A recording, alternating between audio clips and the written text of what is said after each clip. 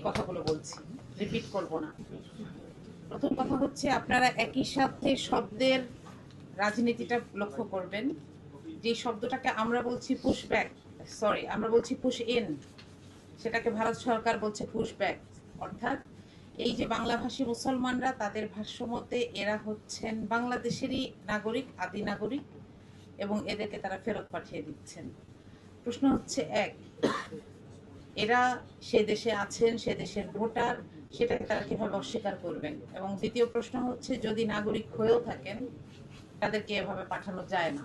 যে কোনো নাগরিককে ফেরত পাঠাতে হলে কূটনৈতিক তৎপরতা এবং সেই চ্যানেলেই পাঠাতে হয়।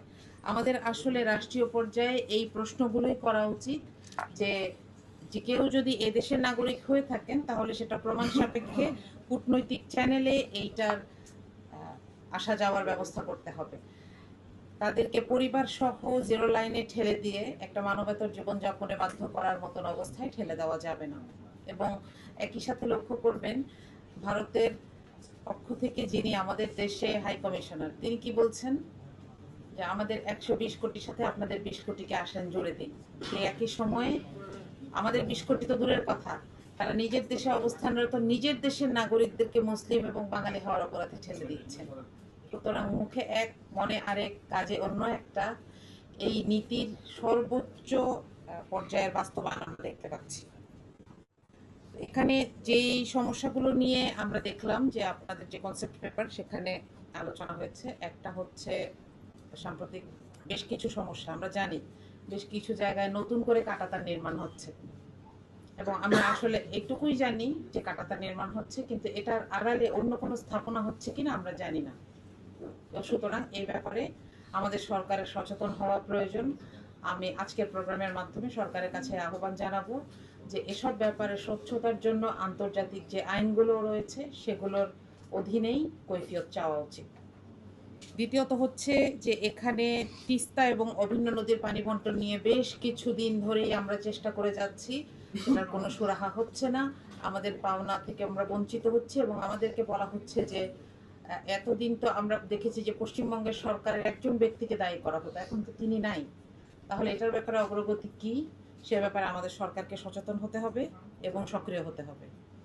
তৃতীয় হচ্ছে যে এখানে বাণিজ্যিক ভারসাম্যহীনতা আছে আমাদের সাথে ভারতের, এবং এই বিষয়টা এরকম যে আমরা যতটুকু আমদানি করি তার 1/10 রপ্তানি করি না, কিন্তু আমাদেরকেই শুনতে হয় আমাদের দেশের মানুষ গরু চোরাচালানি করতে গিয়ে কাঁটাতারের বেড়ায় ঝুলেছে, কাঁটাতারের বেড়ায় তাদেরকে ঝুলিয়ে রাখা হচ্ছে, গুলি করা হচ্ছে। আমরা কেউ নিশ্চয়ই ফেলানি সে লাল জামাটা ভুলে যাইনি। আর সর্বশেষ যেটা নিয়ে বলবো সেটা হচ্ছে আঞ্চলিক নিরাপত্তা। এখানে দেখেন আমাদের দেশে বর্তমানে এই মুহূর্তে যদি আপনাদেরকে জিজ্ঞেস করি 1 নম্বর সমস্যা কি, আমরা এটা নিয়ে পার্লামেন্টে অনেক বেশি আলোচনা হতে দেখছি, সেটা হচ্ছে মাদক। এবং সীমান্ত দিয়েই এর সবচাইতে বড় পোর্শনটা ঢুকছে বাংলাদেশে। এই সবগুলো জিনিসকে যদি আমরা অ্যাড্রেস করি, আমরা আসলে আমাদের সবচাইতে বড় সীমান্ত শেয়ার করি যে প্রতিবেশীর সাথে, সেখানে শত্রুতা করে থাকতে পারবো না। কিন্তু আমরা একটা মর্যাদাপূর্ণ সম্পর্ক চাই, বন্ধুত্বের আগে মর্যাদা, তারপরে না বন্ধুদের প্রশ্ন আসে। তো এখানে আসলে আমি যে কথাটি বলছি, আইসিসিপিআর সহ এরকম আর বেশ কিছু ইন্টারন্যাশনাল ল আছে যেগুলোর অধীনে ভারতের কাছে কৈফিয়ত চাওয়া যায়, তাদেরকে জবাবদিহিতা করানো যায়। সর্বোপরি আমি আশা করেছিলাম সরকারের কাছে যে জনাব ত্রিবেদীর এই বক্তব্যের পরে তাকে ডাকা হবে এবং তার কাছে কৈফিয়ত চাওয়া হবে, সেরকম কোনো পদক্ষেপ আমরা দেখতে পাই নাই। তো আসলে ব্যাপার হচ্ছে কি যে ছোট বাচ্চারাও এই কাজটা করে এবং বড় বড় দেশগুলোও এই কাজটা করে। প্রথম প্রথম হালকা কিছু আভাস দেয়, লিমিট টেস্ট করে।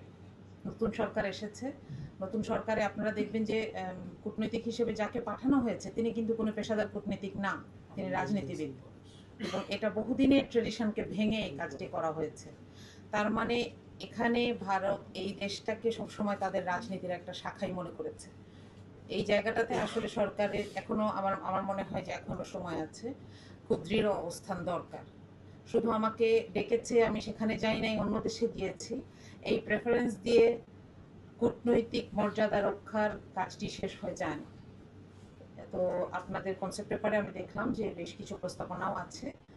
আমি গ্রিন পার্টি সহ এই কনসেপ্টে আপনাদের যে চিন্তা সেটাকে সাধুবাদ জানাই। আসসালামু আলাইকুম।